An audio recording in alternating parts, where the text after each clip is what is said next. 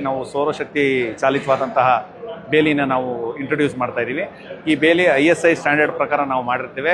ಪ್ರಾಣಿಗಳಿಗಾಗಲಿ ಮನುಷ್ಯರಿಗಾಗಲಿ ಯಾವುದೇ ರೀತಿ ತೊಂದರೆ ಆಗೋದಿಲ್ಲ. ಸೌರಶಕ್ತಿ ಬೇಲಿಯಲ್ಲಿ ಸುಮಾರು ವೆರೈಟಿಗಳಿರ್ತವೆ. ಯಾವ ಪ್ರಾಣಿಗಳಿಂದ ನಿಮಗೆ ತೊಂದರೆ ಆಗ್ತಾ ಇರುತ್ತೆ ಆ ಪ್ರಾಣಿಗೆ ತಕ್ಕನಾದಂಥ ಒಂದು ಡಿಸೈನನ್ನು ನಾವು ಮಾಡ್ತೀವಿ.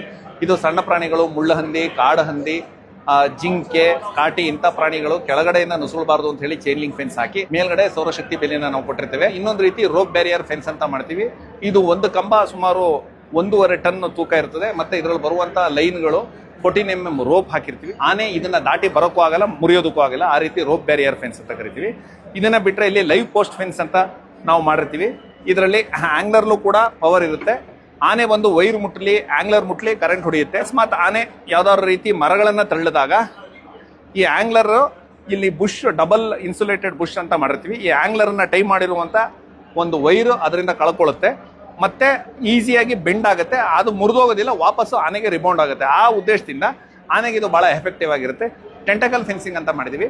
ಇದರಲ್ಲಿ ಆನೆ ಬರುವುದಕ್ಕಿಂತ ಮುಂಚೆನೆ ಒಂದು 3 ರಿಂದ 4 ಅಡಿ ಮುಂದೆ ಪ್ರೊಜೆಕ್ಷನ್ ಮಾಡಿ ಅಲ್ಲೇ ಕೂಡ ತೂಗು ಬೇಲಿಯನ್ನು ಕೊಡೋದ್ರಿಂದ ಆನೆಯ ಮುಖಕ್ಕೆ ಮತ್ತು ಹಣೆಗೆ ಬೇಲಿ ಕನೆಕ್ಷನ್ ಬರೋದ್ರಿಂದ ಆನೆ ಬೇಲಿಯ ಹತ್ರನೇ ಬರೋದಕ್ಕಾಗಿಲ್ಲ. ಆ ರೀತಿ ಕಂಟ್ರೋಲ್ ಮಾಡ್ಬೋದು. ಇದರೊಳಗೆ ಕಾಂಬೋ ಫೆನ್ಸ್ ಅಂತ ಮಾಡಿರ್ತೀವಿ. ಮುಂದ್ಗಡೆ ಆನೆಗೋಸ್ಕರ ಕಂಟ್ರೋಲ್ ಮಾಡ್ತಿರ್ತೀವಿ ಕಟ್ಟಂತರ. ಹಿಂಭಾಗದಲ್ಲಿ ಸಣ್ಣ ಪ್ರಾಣಿಗಳು ಕೂಡ ಅವಾಯ್ಡ್ ಆಗೋದಕ್ಕೋಸ್ಕರ ಮಾಮೂಲಿ ರೆಗ್ಯುಲರ್ ಫೆನ್ಸ್ ಕೂಡ ಮಾಡಿರ್ತೀವಿ. ಫಾರೆಸ್ಟ್ ಡಿಪಾರ್ಟ್ಮೆಂಟ್ ಇಂದ ಕೂಡ ಸಬ್ಸಿಡಿ ಕೂಡ ಇರುತ್ತೆ. ಇದನ್ನ ರೈತರು ಕೂಡ ಸದುಪಯೋಗ ಪಡಿಸ್ಕೋಬಹುದು ಅಂತ ಕೇಳ್ಕೊಳ್ತೀವಿ.